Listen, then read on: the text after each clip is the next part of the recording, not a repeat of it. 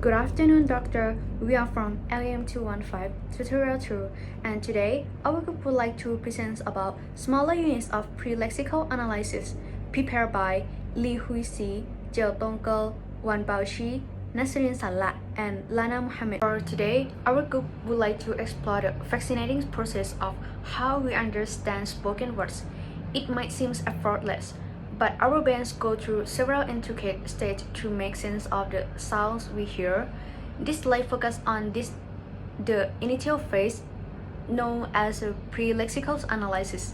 This is where our auditory system takes the raw sounds input that starts to break it out into the smaller, manageable units before we can actually recognize the words. Understanding this pre-lexical stage is key to appreciating the complexity of spoken language comprehension. Okay, for the first one is speech signal. The journey of understanding a spoken words begins with the speech signal. This is simply the continuous stream of sound wave that enters our ears. Think of it like the raw data. As the slide mentions, the listener hears this raw sound at this stage. For example, if someone says cat, at this initial point, your ears are just receiving the acoustics information of that spoken word, a continuous flow of sounds without any immediate separations or identification. I'll be talking about the segmentation into phonemes or syllables. When working with speech, one of the first steps is breaking it down into smaller parts, and we usually do this by dividing it into phonemes or syllables. So phonemes are the smallest individual sounds that we hear in a word. I'll use another example other than cat because that one has already been mentioned. So I'll take the word dog, for example. It has three phonemes. K. These are the basic sound units that make up the word. And on the other hand, we have syllables, which are larger chunks based on how we naturally speak or stress words. So for the word apple, for example, it is broken down into two syllables, apple. This kind of segmentation is really important in speech recognition systems because it helps them understand the structure of speech.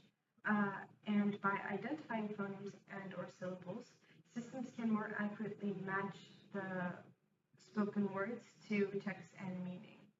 Okay, the third part is acoustic phonetic decoding.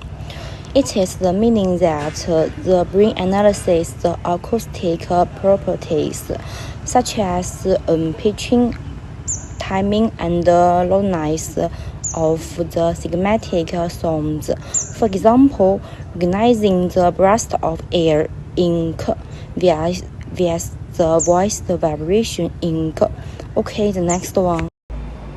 Hello everyone, I will go on step 4, phonological representation.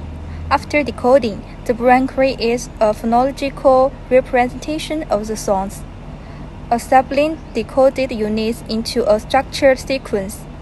For example, k plus a plus t is cat, and resolving co-articulation effects, for example, blending s and k in ski.